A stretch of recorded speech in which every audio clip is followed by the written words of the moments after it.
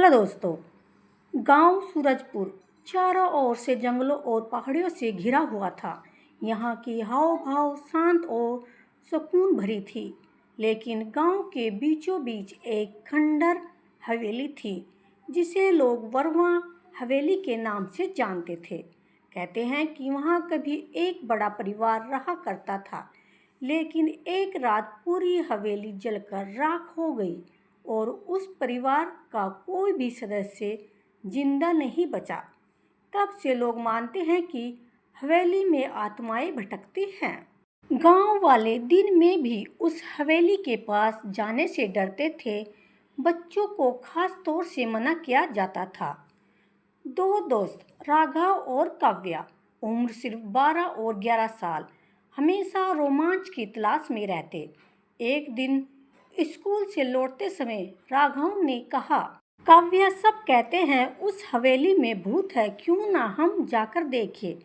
काव्या थोड़ी डरपोक थी। उसने हिचकिचाते हुए कहा, नहीं नहीं, दादी कहती है जो उधर जाता है कभी वापस नहीं आता।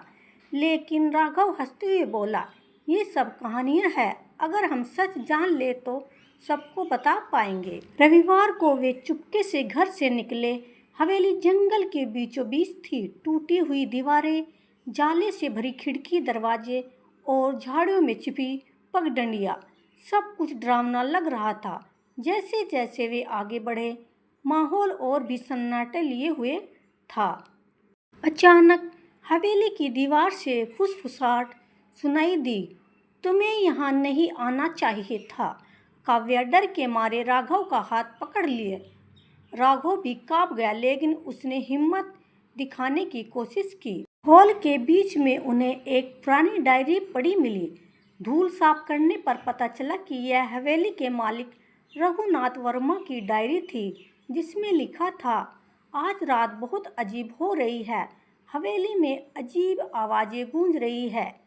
मुझे डर है कि आज मेरा परिवार सुरक्षित नहीं रहेगा। एक आवाज़ फिर से आई और औरत ने कहा, इस हवेली को किसी ने आग लगाई थी, हमें जिंदा जला दिया गया।